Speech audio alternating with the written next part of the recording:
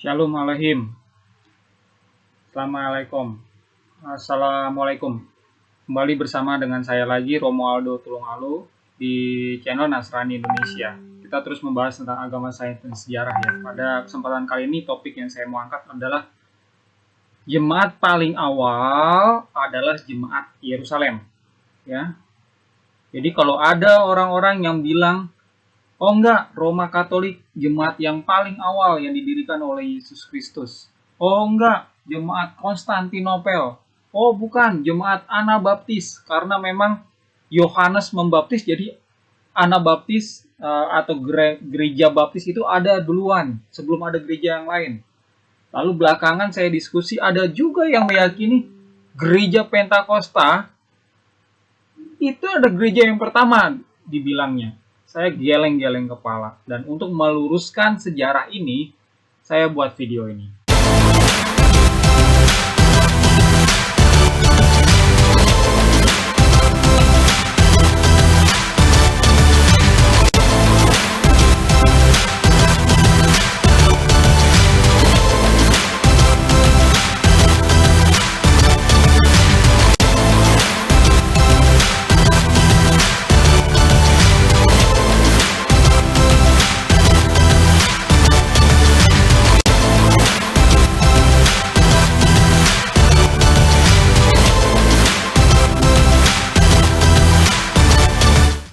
Baik, saudara-saudara, saya mulai mengambil atau mengutip perkataan Yesus di Kisah Para Rasul 1 ayat 8. Ini dia. Ya.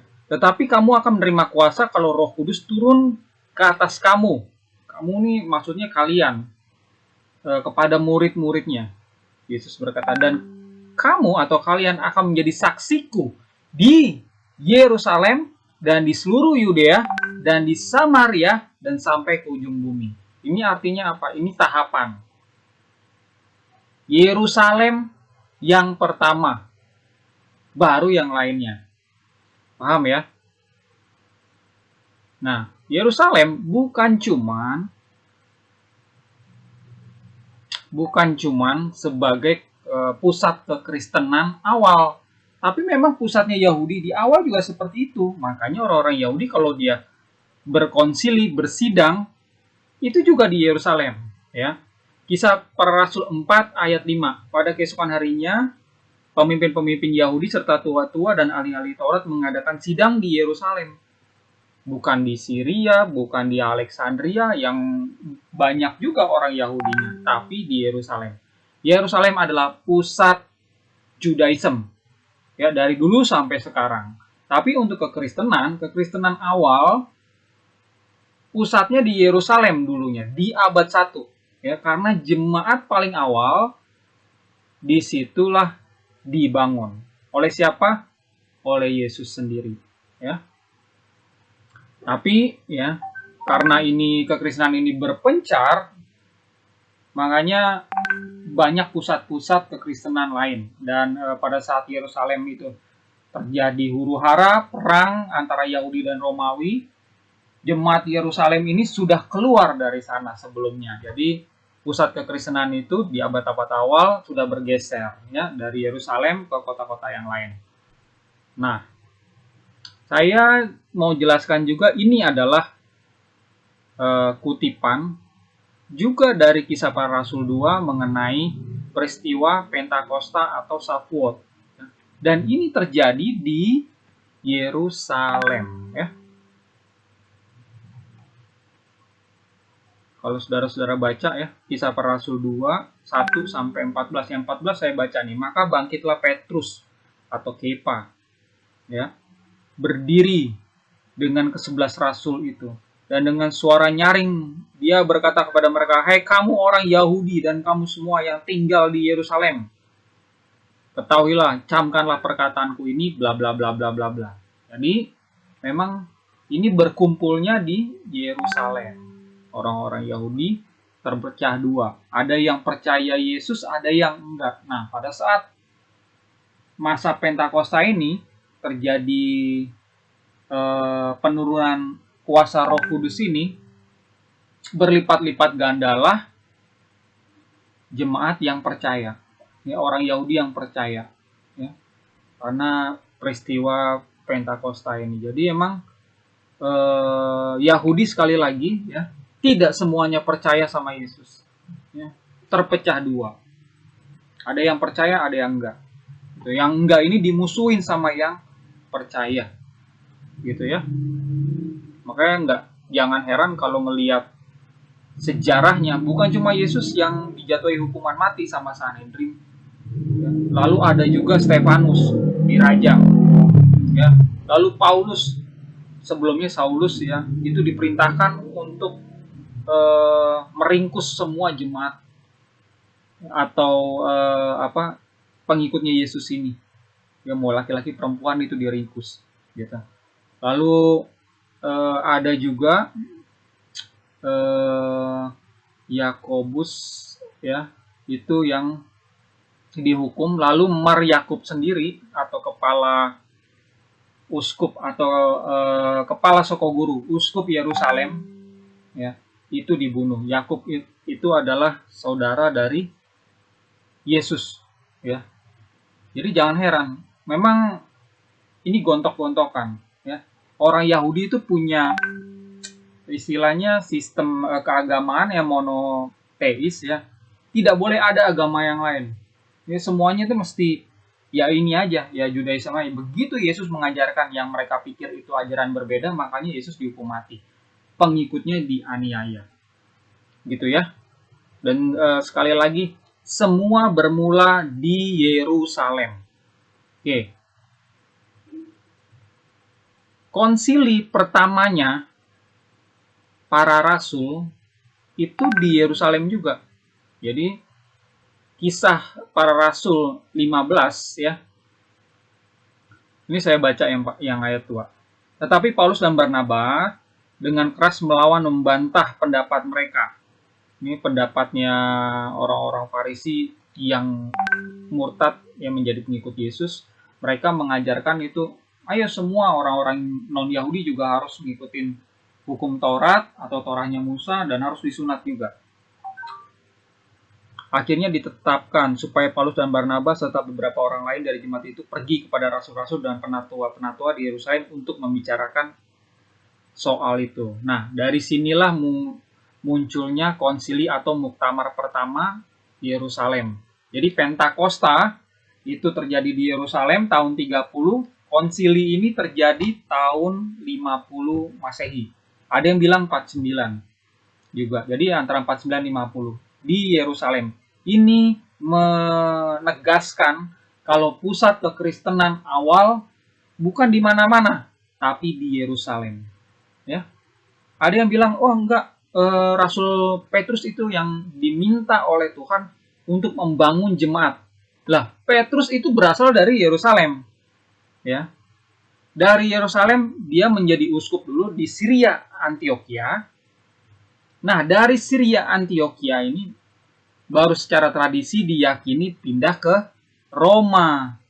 Nah, di sanalah beliau dihukum mati, tapi sebelumnya diserahkan tahta uskup atau kepausan itu kepada si Petrus. Ya, jadi saudara-saudara Roma Katolik meyakini, ya, kalau si paus pertama ini adalah Petrus. Tapi sekali lagi, ya, sebelum ke sana dia itu adanya di Yerusalem. Paham ya? Lalu kalau saudara-saudara ingin tahu lebih jauh, ya, tentang kekristenan abad 1 di Yerusalem, ini ada Wikipedia. Klik aja kekristenan pada abad ke-1. Ini saya yang nulis, ya. Lalu ada bab di sini Yahudi Kristen, subbabnya jemaat di Yerusalem. Jadi saudara bisa baca ini sejarahnya itu seperti apa. Ini saya lengkapi dengan referensi yang cukup banyak di sini, ya. Jadi ini data sejarah. Kalau ada orang berpikir gini, ya, Monas itu didirikan oleh Pak Jokowi. Nah, ini walaupun yang bicara itu adalah pendeta jutaan umat, ya, tetap aja salah. Kenapa? Karena emang Pak Jokowi tidak membangun Monas. Pak Jokowi itu membangun apa ya kalau di Jakarta ya, sistem ya, sistem yang terpadu itu Pak Jokowi yang membangun ya. Lalu LRT ya, MRT itu juga yang mendesainnya, yang ketok palu itu juga Pak Jokowi. Tapi kalau Monas ya, yang membangun itu di zamannya Pak Karno. Ya, jangan salah paham. Ini sejarah ya, sudah terjadi, jangan dipelintir-pelintir ya. Demikian juga jemaat awal. Jemaat paling awal itu di Yerusalem yang dipimpin oleh Yakobus sebagai uskupnya. Nah, kalau bingung, ada kata uskup ya, itu gembalanya lah gitu ya. Kalau ada orang bilang, wah ini gereja Pentakosta itulah gereja paling awal, ngawuris nggak mati itu orang ya. Jadi saya jelaskan, ini saya ambil dari website christianitytoday.com ya, tentang sejarah gereja Pentakostal. Mulainya kapan? Di abad 20 awal 1901. Agnes Osman speaks in tongues in Topeka. Charles Parham calls tongues in the Bible evidence for baptism in the Spirit. Lalu 1902 First Congregation of the Church of God formed Camp Creek, North California. 1905 William Seymour accepts Pentecostal doctrine from Parham in Houston, Texas. Jadi ya, ini ya gereja Pentakosta, kalau di Indonesia itu ada GPDI dan lain sebagainya ya. Ini bukan ya, atau tidak ada hubungannya sama jemaat awal yang dipimpin sama Yakobus. Ya. Ini ada hubungannya sama William Seymour. Ini ada hubungannya sama Charles Parham dan yang lain-lain. Kita harus lihat sejarahnya. Ya. Jadi kalau ada orang yang saya kasih tahu sejarah gereja, jangan tersinggung gitu. Ini ada temen yang saya kasih tahu ya, kalau ajaran Oneness Pentakostal yaitu abad 21, jangan paling enggak ya abad 20. Karena apa? Karena gereja Pentakostalnya dia itu ya baru muncul di abad 20. Dan gereja Pentakosta GPDI itu meyakini Trinity gitu. Ya. Baru ada sempalannya mau yakini Oneness gitu. Oneness Pentakostal jadinya. Paham ya? Ini sejarah. Ya. Terus ada yang ngotot juga, gereja yang paling awal adalah gereja baptis karena Yohanes itu membaptis. Jadi ajaran baptis itu sudah ada. Nah, ajaran baptis memang sudah ada. Di jemaat-jemaat awal itu ada. Jemaat yang paling awal Yerusalem juga ada, gitu kan. Karena jemaat dibaptis oleh rohaniawan di sana. Tapi yang namanya Anabaptis tidak ada. Organisasi ini asing. Ya. Benar-benar tidak ada. Jadi kalau ada orang yang klaim ya, wah gereja saya ada gembala senior ya, yang klaim gerejanya itu ya ini tadi dari Anabaptis ini muncul karena pelayanannya Yohanes Pembaptis. Itu ya sejarah yang dibuat-buat, klaim sepihak ya. Beda sekali ya. Ini dia 1925 the Anabaptist movement begins. Jadi abad 16 baru muncul Anabaptis. Paham ya? Ini apa lagi nih? Nah, ini masih tentang Anabaptis juga. Anabaptis originated within the Protestant Reformation of the 16th century, founded upon a differing belief of baptism from the Catholic Church. Jadi Anabaptis ini adalah suatu gerakan reformasi dari Protestan di abad 16 yang didirikan akibat dari perbedaan ajaran baptis dengan Roma Katolik. Paham ya? Ini adalah ajaran abad 16 juga. Itu seperti Protestan.